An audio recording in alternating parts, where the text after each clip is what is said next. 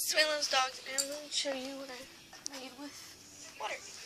So, this is easy to make carrot, dog food, a little bit of dog food, you can see, and water. It has a little bit of syrup on the back. Such a cutie. My friend even said you were, look at those eyes.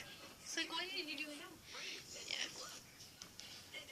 Yeah, I think he likes it, but it's too hard for him to like grab all at once. He loves honey. I made for myself like a little bit of, it's like a water syrup thing. I don't know.